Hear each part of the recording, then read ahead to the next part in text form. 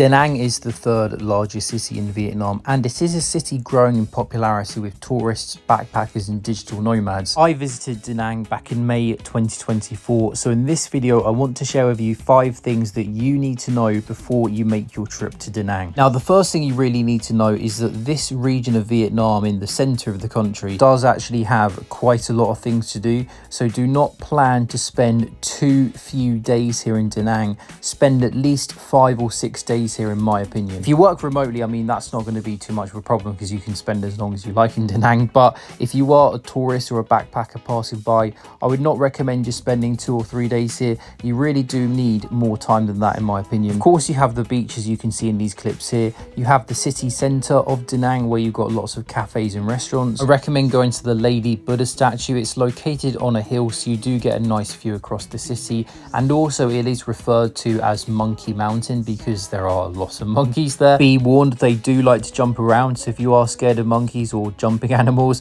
then maybe don't go to the Lady Buddha statue. But if you want to see some monkeys, of course, it's a great place to visit for that. By the way, it is free to come here to the Lady Buddha statue. Now, make sure also you go to the Marble Mountains, as you can see on the map here. There is an entrance fee. It's 40,000 dong to enter. Marble Mountains are a collection of 5 limestone mountains, and you've got all of these hidden caves and temples and shrines with all of these impressive carvings all inside the mountains. I definitely recommend it. However, a few things you need to know about this place. If you have mobility issues or if you struggle walking, do not come here. There is a lot of walking to do. There are also a lot of steep steps, and there is a reason why it's called Marble Mountains, because the floor is full of marble, so you do need to bring appropriate footwear. It is very, very slippery. Now, probably the most famous thing that you can do in the Da Nang vicinity is go to the Barna Hills, which is this famous amusement park. You can take either a taxi or book a shuttle bus to the Barna Hills, or if you want to book a proper tour, you can book this tour that you see on the screen right now. I've put a link to this tour down below in the comment section and the description as well, so if you are interested in a proper tour of the Barna Hills, feel free to book this one. The tour does include your transport to and from Da Nang. There are also some really good day trips you can take from Da Nang too. So for example, you could go to Hoi An, also known as the City of Lanterns or the Venice of Vietnam. As you can see here, it is very, very pretty.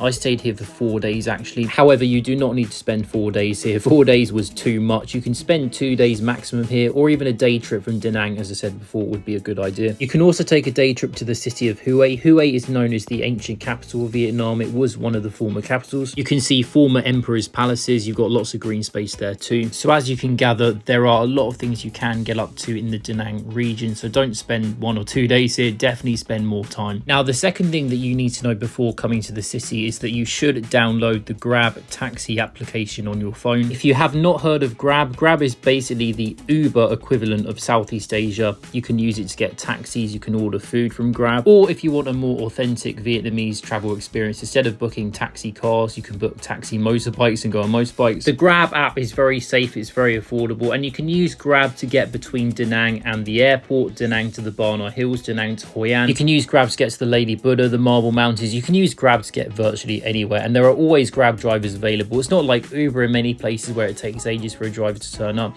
Grab is always so quick and so readily available. There are so many Grab drivers. So certainly download the Grab app. It will make your trip easier. Now, the third thing that you need to know before you come to Da Nang is that you will need some physical cash with you, so some Vietnamese dong, that is the local currency. Now, you will find many bars and restaurants and cafes that will actually take credit cards, so you don't always have to use physical cash.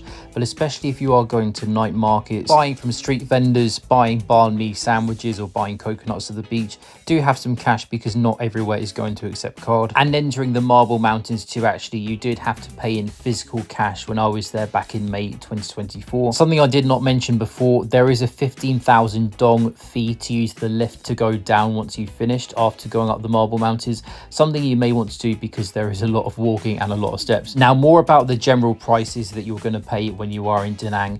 Da Nang is probably the cheapest city that I've ever been to. I've been to over 40 countries, and I can't think of a cheaper city that I've been to than Da Nang. You should have no issue finding really good 3 or 4 star hotels in Da Nang nearby the beach for maximum $15 per night. Well, for 1 or 2 people in a room, I should add. The food as well is really affordable. You're going to find it very, very challenging to find a meal that will cost you more than $10. I mean, unless you're eating a 3-course meal with 2 or 3 drinks, maybe that will go over $10, but a couple of plates of food and a drink, it should be definitely no more than $10. Well, assuming that you are eating at a local Vietnamese restaurant, which I definitely recommend doing. The food there is really good. Definitely try banh mi sandwiches.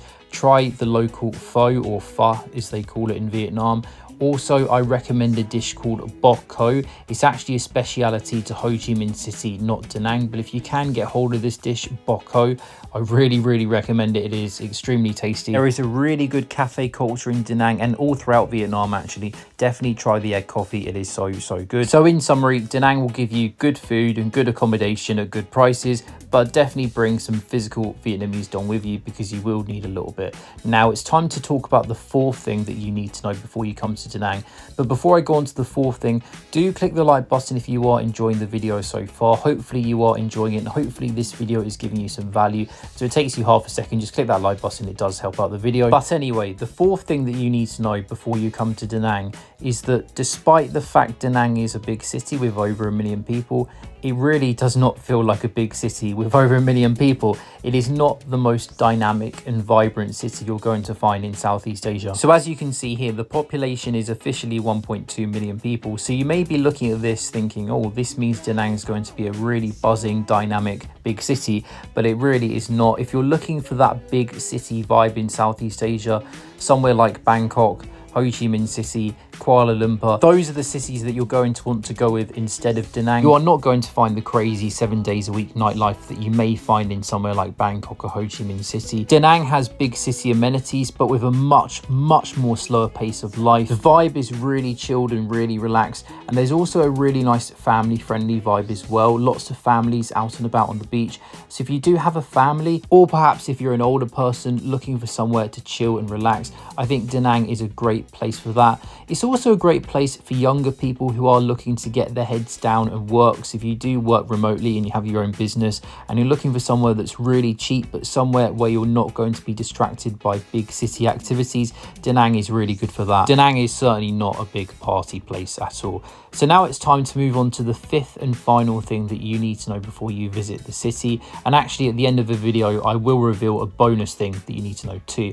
But the 5th thing that you need to know is that you really don't need to worry about your safety in Da Nang. Da Nang feels very, very safe. You can walk down virtually any street with your iPhone out and with jewelry, and nothing probably will happen to you. Well, obviously don't be a fool and take basic precautions, of course, wherever you go in the world. But in Da Nang, you don't really need to worry. You can walk around at night time, the evening time, and you're probably going to be absolutely fine. However, that said, if you have not been to Vietnam before, you do need to be aware that Vietnam is a country of hustlers. And although the locals are really warm, really friendly and welcoming towards tourists, many locals will try and get their money's worth out of tourists, not because they hate tourists and they're really nasty people, but just because many people have tough lives in Vietnam. You know, Vietnam is a developing country. The average person in Vietnam is struggling to make ends meet, so you do have to expect people to try their best to make an extra buck out of you as a tourist. So for example, if you are taking a taxi ride, do not be surprised if the taxi driver gives you their number or their business card. For example, the driver may say to you, oh, tomorrow, if you want to go to the Barnard Hills, I can be your tour guide, $50, I can take you there and back and be your guide,